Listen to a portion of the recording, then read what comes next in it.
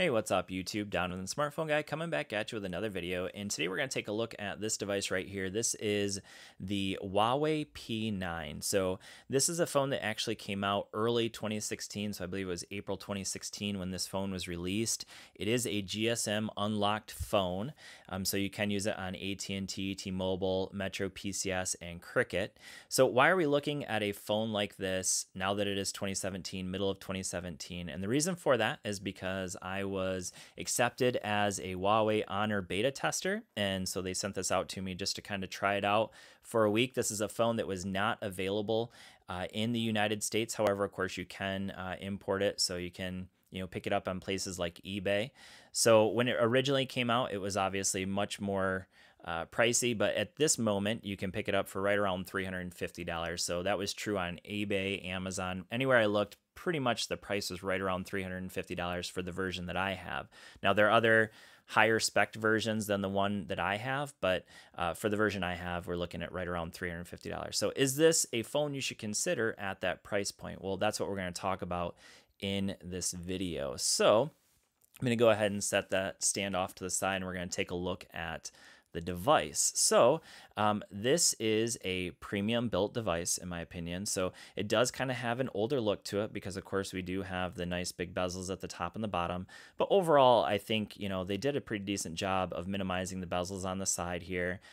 We have a nice build in terms of aluminum with glass at the top. I really like the look of it. And we have Type-C at the bottom. We have a headphone jack, so that's nice. They didn't get rid of that. We have a speaker down at the bottom. We have our fingerprint sensor, which if you've never used a Huawei or Honor fingerprint sensor, in my opinion, they are definitely some of the best, fastest, and also some of the most accurate fingerprint sensors, so that's really good. We have dual 12 megapixel cameras here, and that is supported by Leica optics, so that is a nice feature that this phone does have. We have dual flash there, on the top we have a microphone. On the bottom we do have another microphone as well.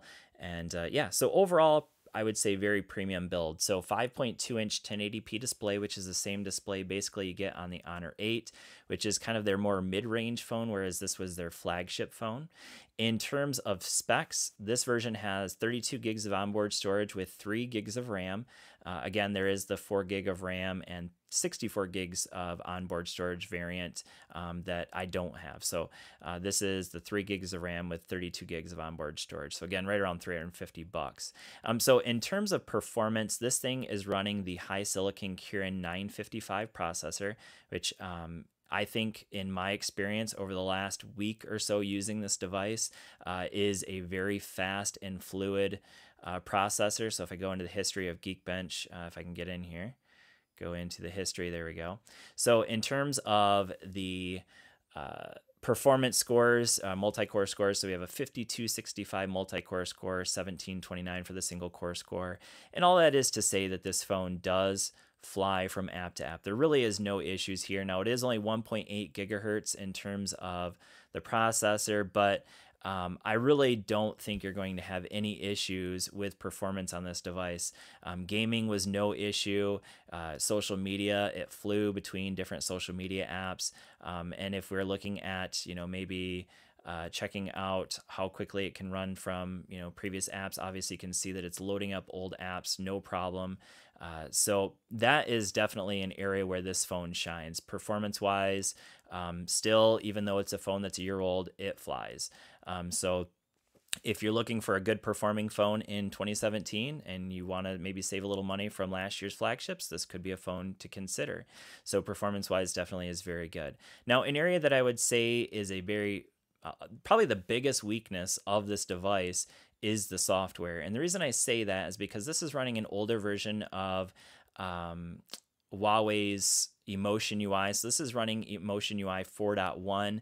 The newer phones are running 5.1, and that's true of even mid-range phones from last year. So we have the Honor 6X from last year. We have the Honor 8 from last year, and both of those are actually running the newer version, and they've both been updated to Android Nougat, whereas this one is only on Android Marshmallow. So it's a little bit of a disappointment that their flagship phone from last year is still running an older version of Android. A little bit of a disappointment for me, and the reason for that is because they definitely made some major improvements to their software, in my opinion. Now, there's a ton of features built into this software, which is great.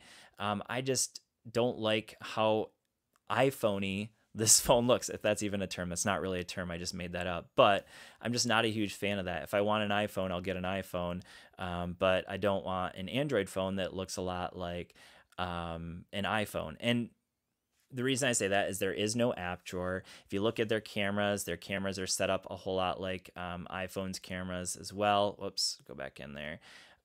So I have it set up at the Pro mode, so let's get back out of there.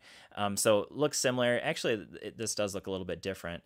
So we have our cameras up here. So there's our video camera.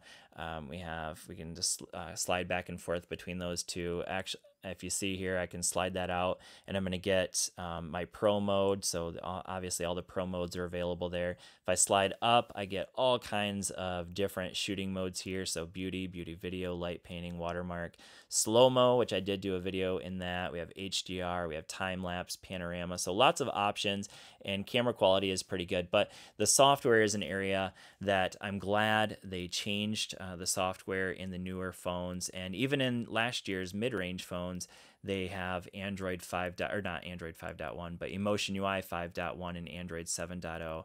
So I would probably recommend the Honor 8 over this, simply because the Honor 8 basically has the same functionality of this phone, but it also has the newer version of Android. And so for that reason alone, I would say don't get this phone, because you can get really good deals on the Honor 8. You can find the Honor 8 for right around $250, maybe $300 at the most.